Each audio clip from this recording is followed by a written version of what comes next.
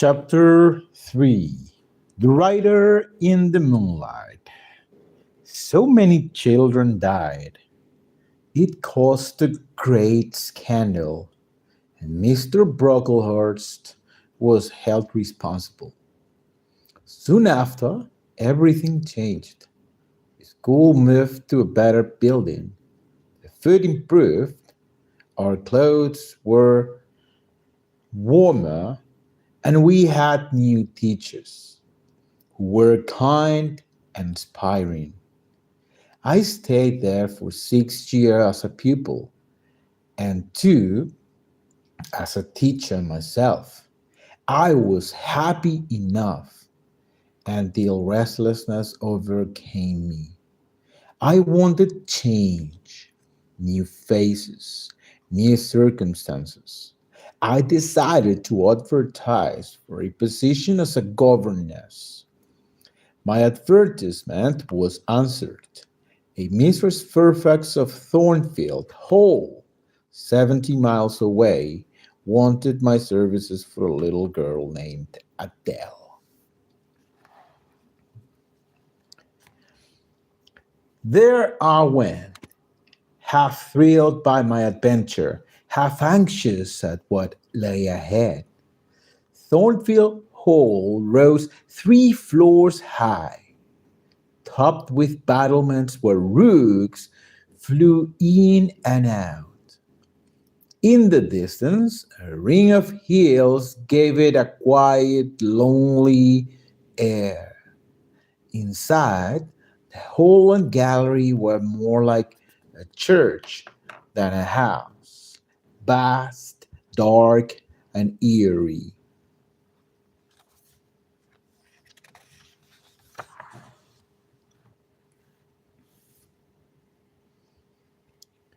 Hello, my dear, Mistress Fairfax greeted me when I arrived. Let me show you your room. She treats me as a visitor, not a servant, I thought, gratefully. My room, down a long corridor, breathed luxury to me. After unpacking, I asked to meet my pupil, Adele Fairfax. Oh, she's not my daughter, said Mistress Fairfax with a smile. She's French. She's Mr. Rochester's ward. Who is Mr. Rochester? Why, he owns Thornfield. I thought it belonged to you. Oh, no, she laughed. I'm the housekeeper. We live quietly here, she added. Just Adele, Grace Poole, the upstairs servant, and other servants. Of course, Mr. Rochester travels abroad. He seldom comes home. A little girl entered the room, about 7 years old, with curls to her waist. Bonjour, Adele, I said. She replied in a gabble of French, which I, well taught at school, understood easily. She offered to sing and dance for me, and our bond grew from there. I quickly became fond of her and enjoyed my work, but I was puzzled by Mr. Rochester's absence. I asked Mrs. Fairfax about him. It seemed so strange to own a home like Thornfield and not be in it. He is clever, she began, but peculiar. In what way? I asked. You can't make out if he's joking or serious or even pleased. I don't really understand him.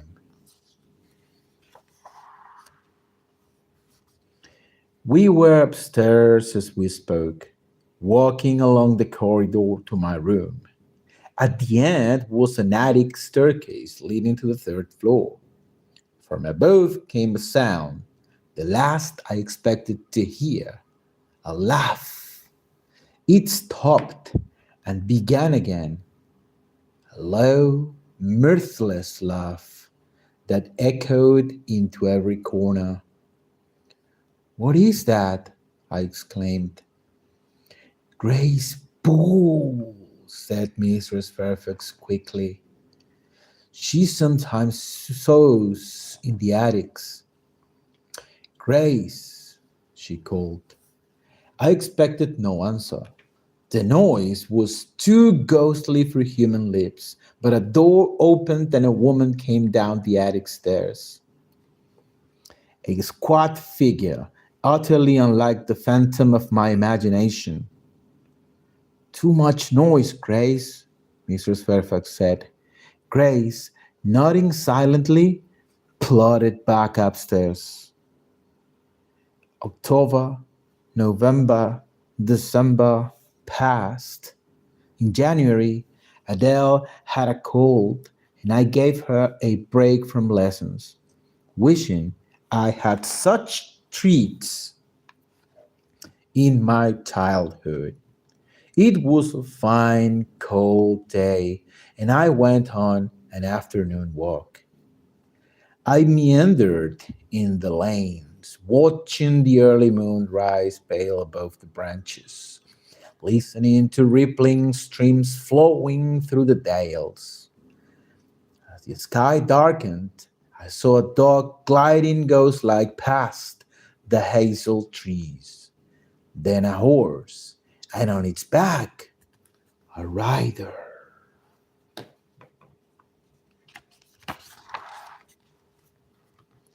He passed. I went on telling myself this eerie vision was merely someone out for a ride. I heard then a sliding sound, a tumble, a volley of shouting men, and horse had slipped on a sheet of ice, and the man was thrown. I rushed over. Can I help? I asked. Who the deuce are you? I am the governess at Thornfield Hall. Ah, the governess. I had forgotten. Take my horse's bridle and lead him to me if you are not afraid. The horse bucked and I reared. I was terrified.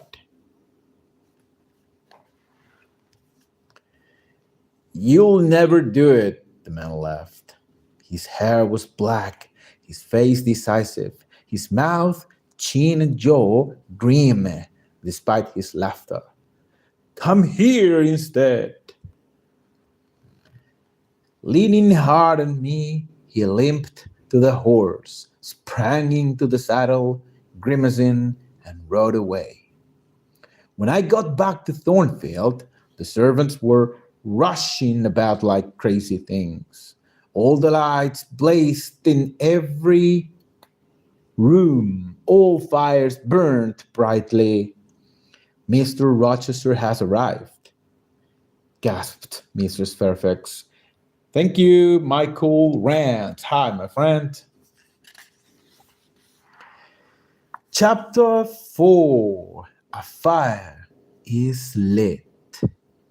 The next day, Mrs. Fairfax told me that Mr. Rochester wished to see me in the library. The dog I'd seen earlier basked by the fire,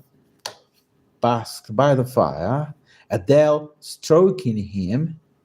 In the chair, firelight shining on his face, was the rider of yesterday. Monkey do, Adele was pleading. Your present is upstairs. Wait, he ordered. Do you have a present for Miss Eyre also? Do you expect one, Miss Eyre? His eyes, I saw, were dark and piercing. No, sir. I've been questioning Adele, he said. I find you've much improved her. Sir, that is my present, I replied. Your praise of her progress. Hum! What are your talents? He asked abruptly. Do you play the piano? A little. Play now. I did so. Enough! You certainly play a little. Not well, but passable. Do you draw? Paint? I showed him my portfolio. He examined my paintings, one of the clouds over a stormy sea, another of a dark blue twilight sky in which you could just see a woman's shape, her eyes wild, and lastly, an iceberg pierced in a sky lit by northern lights.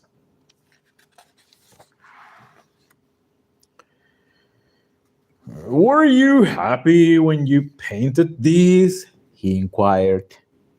Happy enough. Have you seen these places in dreams? What is their meaning? He caught my gaze as I put the pictures away without answering. You're studying me. Do you think me handsome? No, sir, I replied. You're unusual, he declared. You appear quite serious, self effacing even. Yet you're direct. You look puzzled, Miss Eyre, but puzzlement becomes you. Are you hurt? What are you thinking? That few masters would care if their servants were hurt by their words. I like your honesty, he said. Ringing a bell, he told the servant to fetch Adele's present. Eagerly, she unwrapped the pink silk dress, a wreath of rosebuds, and a pair of satin shoes. Ah, I shall be très belle. Adele flitted away to try them on. He told them He told me then her history. She was the unwanted daughter of a French dancer he'd befriended. Feeling sorry for the neglected child, he offered to take her and give her an English country upbringing. Adele's mother had given her away without a backward glance.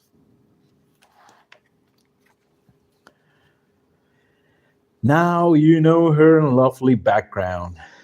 Now you know her lovely background. You'll leave us, I expect. No, sir, how could I prefer some pampered rich pet to this lonely waif? I care for her more than ever. As the days slipped by, my life changed. Reader, I had never been as happy. Mr. Rochester was moody, proud, sometimes bitter, but to me, a friend always. His presence warmed me more than the brightest fire. Mistress Fairfax said he never stayed at Thornfield more than 2 weeks. Yet 2 months rushed past. One night, I woke to hear a sound like fingers groping at the panels outside my door. Who's there? I called. No answer. I was chilled with fear. Then a demonic laugh at the keyhole. Grace Poole, I remembered, laughed like that. It was impossible to remain in bed. Opening my door, I saw a candle left on the matting outside, and the air dim with smoke pouring from Mr. Rochester's bedroom. I ran in. His bed was ablaze. Wake up, I cried, but smoke had stupefied him. I seized the jug of water, hurled it in his face, and managed to quench the flames. You're drowning me, He spluttered as he came to. Sir, there's been a fire, I gasped. Shall I call Mistress Fairfax? Let her sleep. I must visit the third floor. Fully awake now, he sprang out of bed, pausing to take my hand in both his own. I owe you my life, Jane. I knew you would do me good. Your eyes told me so when we first met. I heard the laugh, sir. Grace Poole laughs that way, but he dismissed it. Forget it. Say nothing about the fire, Jane. Next day, as the servants talked of how Mr. Rochester's candle had set his bed curtains alight, I saw Grace stolidly cleaning the smoke crimped windows.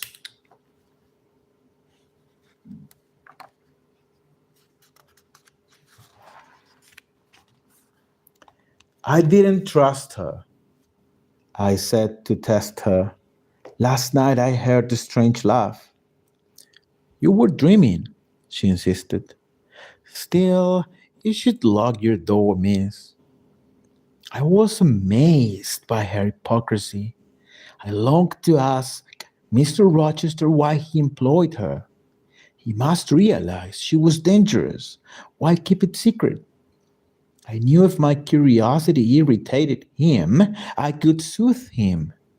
We had fallen into a way of speaking together that suited us both. I would hover on the brink of going too far, treating it like a game of skill and delighting in it. Shortly after the fire, he left Thornfield for a while. Without him, the house seemed empty. He'd gone to a grand house party nearby, Mrs. Fairfax told me, where Miss Blanche Ingram was staying. I'd heard Miss Ingram was beautiful and that Mr. Rochester admired her greatly.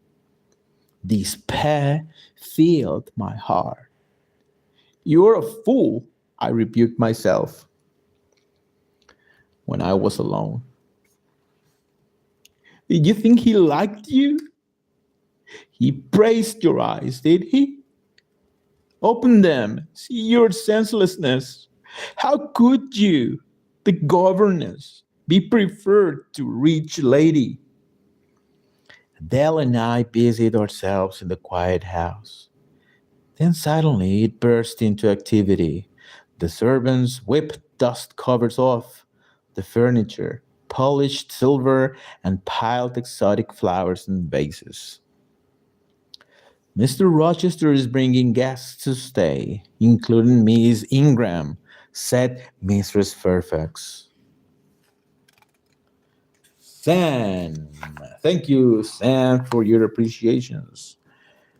I took Adele into the drawing room to greet them. Blanche Ingram was as I'd imagined her, majestic and haughty, admired by all. And Mr. Rochester? He seemed so distant from me. I stole secret glances at him, stab wounds of painful pleasure. What a little darling, Blanche Ingram exclaimed when she saw Adele. Why not send her to school, Mr. Rochester? I must have had a dozen governesses as a child, all detestable and ridiculous. I read her character during this visit. She was showy, not genuine, and spiteful to Adele. I saw Mr. Rochester did not love her, but, and this tortured me, would marry her because of her family connections and rank. Reader, I loved him. Though he ceased to notice me, I could not unlove him now. And that's it. So join me to read chapter 6 or chapter 5 and 6 in a further episode. Thank you so much, guys. We will continue some other day reading Jane Eyre.